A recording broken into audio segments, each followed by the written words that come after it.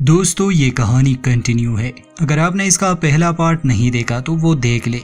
तो जैसे कि अब हम जानते हैं कि एक अजीब सा टाउन है, एक ऐसा टाउन जहां अगर एक बार कोई इंसान दाखिल हो जाए तो वो वहीं पर कैद हो जाएगा। रात को वहां दरिंदे निकलते हैं जो इंसानों की तरह दिखते जरूर है मगर असल में वो कुछ और है। वो टाउन में रहने वाले लोगों का शिकार करते हैं, उनके शरीर के टुकड़े टुकड़े करके।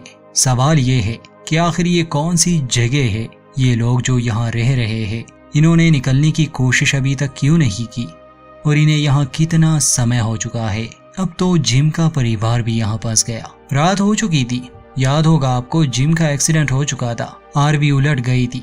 बॉयड और उसके लोग मदद के लिए आए थे मगर जिम का छोटा बेटा ईथन, उसके पैर में लोहे का एक रॉड जा चुका था जिस वजह से उन्हें आरवी में ही रुकना पड़ा। क्रिस्टी वो डॉक्टर भी आरवी में थी और उसे ईथन का इलाज करना था। मुसीबत ये थी कि रात को वो चीजें बाहर निकलती है। इस बात का अंदाजा जिम को नहीं था। खैर बॉयड ने आरवी को अच्छी तरह से बंद कर दिया था और उसके पास जो पत्थर का ताबीज था उसे वो दरवाजे पर लगा देता है ताकि वो दरिंदे अंदर ना आ सके।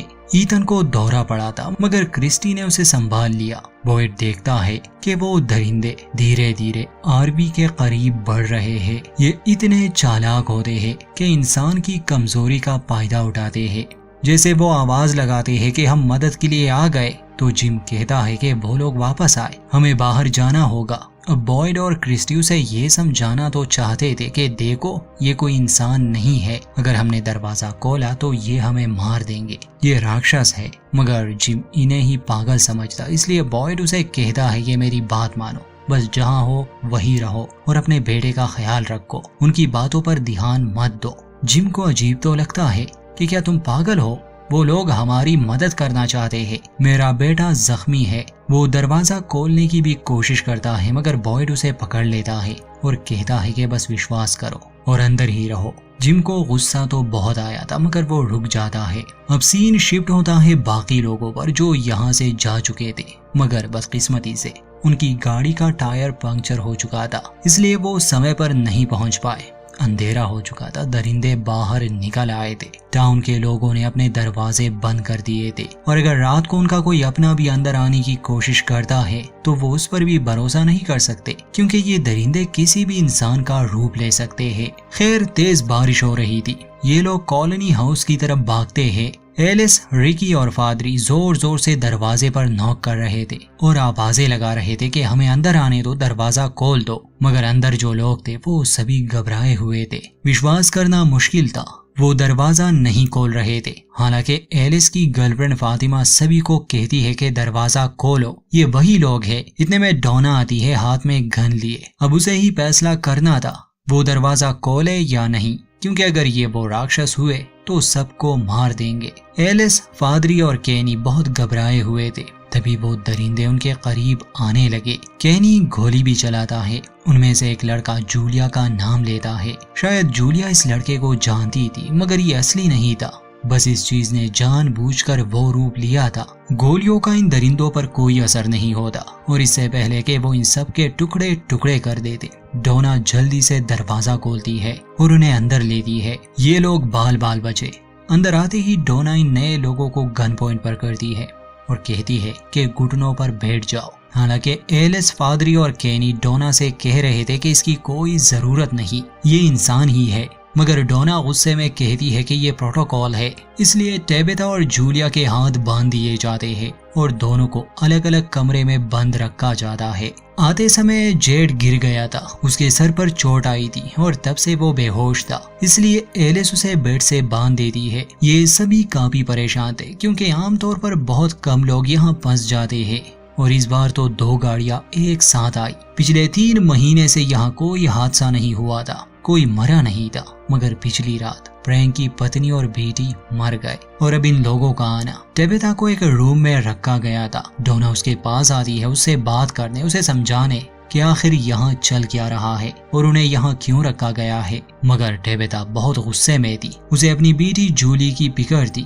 वो बार बार उसी के बारे में पूछ रही थी कि मुझे उसे देखना है, उससे बात करनी है। डोना उसे शांत करती है, कहती है कि पहले हमें बात करनी होगी। डोना उसे कहती है कि देखो, चाहे तुम लोग कितने ही घंटे उस सड़क पर सफर करते रहो, तुम वापस इसी जगह पर पहुंच जाओगे। ये सब शुरू होता है सड़क पर गिरे पेड़ से और उन मनहूस कौवों से। हम सब भी ऐसे ही यहाँ आए थे, हमें पेड़ दिखा, हम वापस मुड़े, मगर तक हार कर हम इसी मनहूस टाउन में पहुंच जाते। कुछ लोगों को यहाँ साल हो चुका है और कईयों ने तो यहाँ अपनी आधी जिंदगी काट ली। यहाँ से निकलने का कोई रास्ता नहीं और रात को वो निकलते हैं, वो दरिंदे। हम सभी यहाँ मिलजुल कर रहते हैं, एक दूसरे की मदद करते हैं। मुझे पता है मेरी ये बातें तुम्हें बड़ी अजीब लग रही होगी, इस पर यकीन करना मुश्किल है, मगर समय के साथ तुम सब जान जाओगी। जब पहली बार मैं यहाँ आई थी, मेरी बहन भी मेरे साथ थी। हमारी मदद के लिए यहाँ कोई भी नहीं था। हम कई बार इस टाउन से गुजरे, अंधेरा हो चुका था। हमने इन लोगों को देखा, फिर एक तो हमारी गाड़ी के सामने आया, बस हमें देख रहा था और हंस रहा था। मेरी बहन को गुस्सा आया, वो बाहर आ गई और मेरी आंखों के सामने ही उन दरिंदों ने मेरी बहन की चमड़ी उधेड़ दी, जैसे हम लोग किसी जानवर के साथ करते हैं। मैं हिल भी नहीं पा रही थी। तब मैंने देखा कि वो मेरी तरफ बढ़ रहे हैं, इसलिए मैं जंगल की तरफ भाग गई और झाड़ियों में छुप गई। मैं दुआ करती रही कि ये रात गुजर जाए। हम यही करते हैं, जिंदा रहने की कोशिश। खैर, ये सारी कहानी सुनने के बाद टेबेता को कुछ समझ आने लगा, मगर वो राक्षसों वाली कहानी पर विश्वास नहीं कर रही थी। नीचे ही जूलिया को रखा गया था। तब विक्टर नामी एक बंदा उसके पास आता है और उससे बात करने की कोशिश करता है। विक्टर भी कहानी का अहम हिस्सा है, दिखने में काफी क्रीपी लगता है, मगर है नहीं।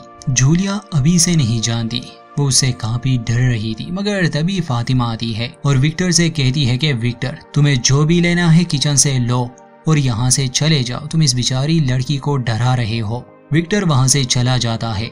फातिमा जूलिया के पास आती है और उससे बात करने लग जाती है। कहती है कि मैं तुम्हारे साथ रहूंगी कुछ समय के लिए, ताकि यहाँ के बारे में सब समझा सकूं। फातिमा से बात करते करते जूलिया का डर थोड़ा कम हो जाता है। वो जूलिया के हाथ भी खोल देती और उसे अपना कमरा दिखाने ले जाती है। फातिमा और एलिस एक साथ ही रहते थे। कमरे में बहुत से ड्राइंग्स थे। फातिमा उसे बताती है कि ये एलिस का शौक है और वो तुम्हारी भी बहुत सी पेंटिंग्स बनाएगा। अब आरवी में फंसे लोगों को दिखाया जाता है। क्रिस्टी ने अभी तक ईथन के पैर से उस रॉड को नहीं निकाला था। बाहर दरिंदे आवाजें निकाल रहे थे। किसी तरह बॉयड ने जिम को ये बात समझा दी थी कि ये चीजें कितनी खतरनाक है, इसलिए वो अंदर ही रहता है। ईथन को भी होश आ चुका था, उसे काफी तकलीफ हो रही थी। अचानक से क्रिस्टी के दिमाग पर उन बुरे चीजों का असर होने लगा। ईथन के बजाय वो बाहर खड़े उन दरिंदों पर ध्यान देने लगी, जैसे वो कहती है कि क्या हो अगर वो अंदर आ जाए। मगर बॉयड उसे संभाल लेता है, कहता है कि क्रिस्टी मेरी बात सुनो, हमें यहाँ ईथन का इलाज करना है।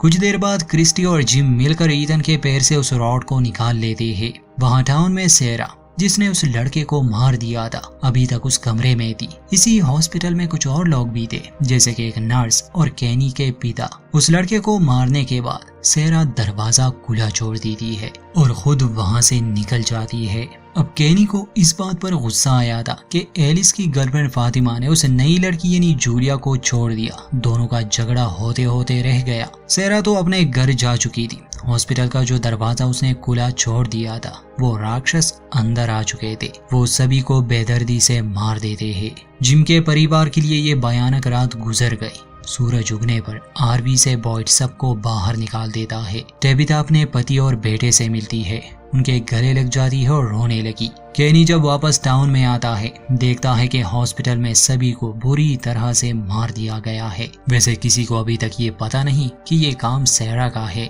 केनी के पिता की लाश भी वहाँ पड़ी थी, जिसे देखकर वो बहुत रोता है। वहाँ अपने घर में सेरा जब नहा रही थी तो उसका भाई देखने आता है कि वो ठीक तो है। सेरा उसके सामने रोने लग जाती है और कहती है कि मेरे पास और कोई रास्ता नहीं था, मैं मजबूर थी। और इसके बाद वो अपने भाई को सारी बात सच बता देती है कि उसने कल रात क्या किया। अंत में दिखाया जाता है कि दुखी केनी जंगल में एक पेड़ को काट रहा है। बॉयड उसके पास आता है। केनी कहता है कि मेरे पिता हमेशा शतरंज खेलते थे, वो इसमें बहुत अच्छे थे और मैं कभी उनसे नहीं जीत पाया। साथ ही केनी कहता है कि ये चीजें, ये दरिंदे, ये भाग नहीं सकते, ये बस आहिस्ता आहिस्ता से बढ़ते हैं, जैसे इन्हें इस सब में मजा आ रहा हो और ये चाहते हैं कि हम इनसे भागे, छुपे।